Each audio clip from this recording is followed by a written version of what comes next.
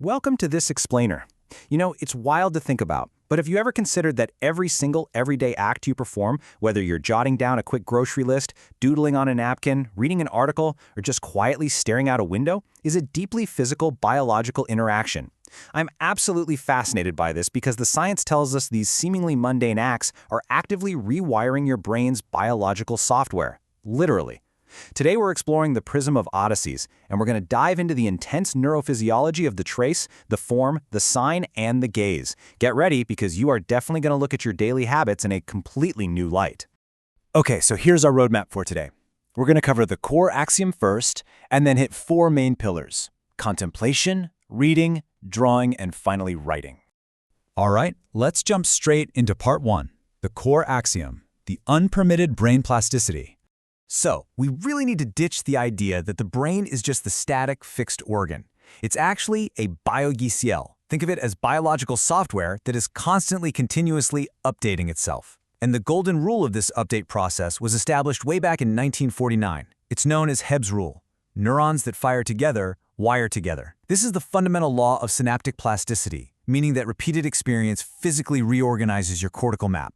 It's an ongoing, non-conditional biological process. To put that into perspective, studies have shown that the hippocampi of London taxi drivers are structurally different from the rest of the population, just from the repeated daily experience of navigating those complex city streets.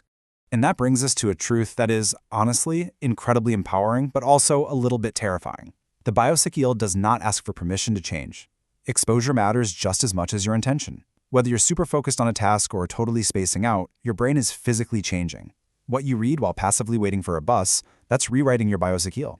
Even just passively watching someone else write actually fires up the writing circuits in your own brain. The neuroplasticity of your brain is happening unconditionally right this very second.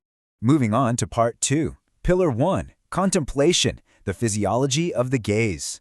Think about the spatial organization and the visual geometry of the raked gravel in a traditional Japanese karasansui garden. That intentional use of empty space, known as ma, isn't just some neat aesthetic choice. It is actually a highly effective neurobiological technology. That physical empty space actively reduces sensory load, which triggers an immediate drop in cortisol, your primary stress hormone. Not only that, it stimulates the emergence of alpha brain waves in the 8 to 12 Hz range, which is your brain's signal for a state of calm, relaxed vigilance. You aren't just looking at a pretty garden. That garden is actively downregulating your body's stress axis. And this sets up a really stark contrast between two completely different attentional states. On one hand, we've got the contemplative regime. Sustained, focused attention on a single object over time literally thickens your prefrontal and insular cortex. It lowers systemic inflammation and massively improves emotional regulation. But on the other hand, we have the algorithmic regime. Basically, what happens when you're doom scrolling on a smartphone. This regime is all about a rapid alternation of mixed content with totally unpredictable rewards. What does that do? Well, it induces chronic hyperactivity of beta waves, wrecks your capacity for sustained attention, and, no joke, actually fragments your memory. To really drive that point home, check out this wild stat from a 2018 meta-analysis by Wilmer, Sherman, and Chain.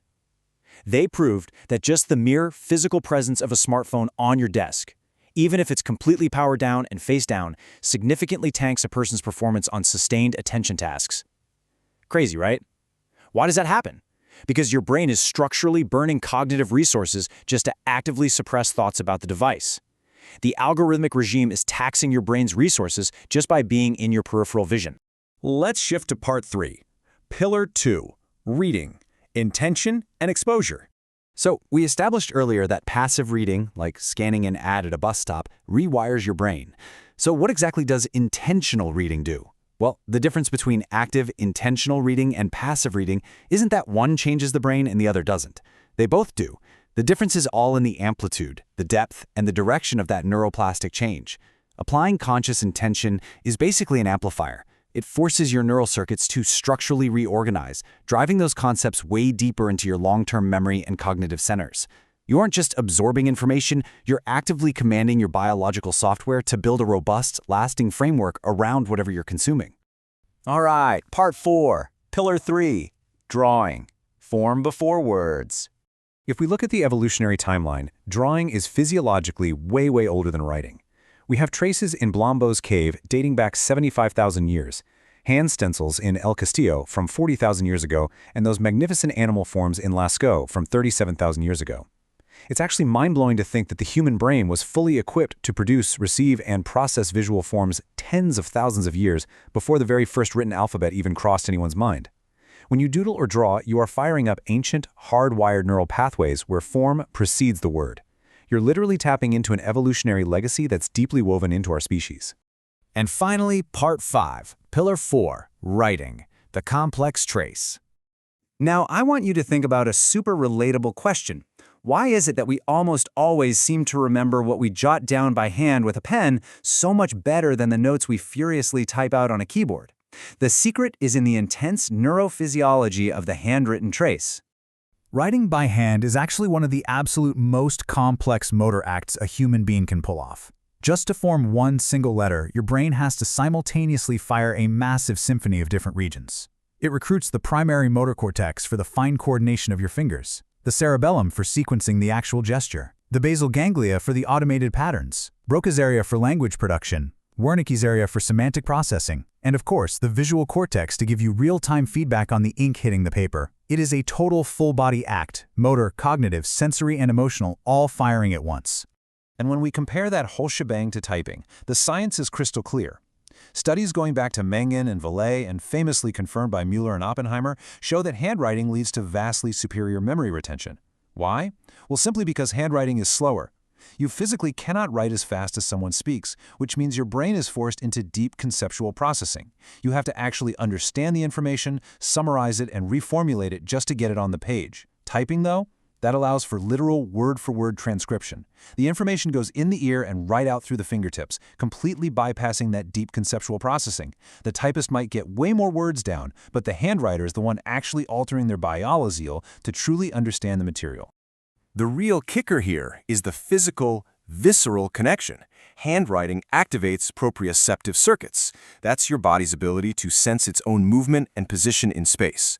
When you write, you literally feel the texture of the pen, the pressure of your grip, and the physical resistance of the paper. Typing on a smooth glass screen or identical plastic keys just doesn't do that. And here's the absolute magic of it. Those proprioceptive sensory circuits, they're hardwired directly into your episodic memory. You remember what you write by hand because your physical body, your muscles and nerves literally remembers fighting the resistance of the paper.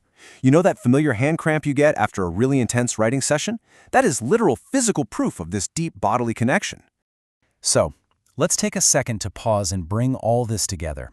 Everything we've unpacked in this explainer today, the physical spaces you contemplate, the text you intentionally or passively read, the forms you doodle, and the physical trace of the words you write by hand, none of these are neutral events. Every single thing you look at, read, or trace today is actively writing tomorrow's neural architecture. Your everyday habits? They are the fundamental code programming your biological software. I'm going to leave you with one final provocative thought. Since we now know for a fact that your biological, your brain's operating system, is constantly updating without asking for your permission, and that exposure is happening every single second, take a look around. Look at your environment, look at your devices, and look at your daily habits, and ask yourself, what code are you allowing it to run right now? Thanks so much for joining me on this explainer, and I hope this structured dive into your own neurobiology leaves you fully empowered to take control of those everyday actions.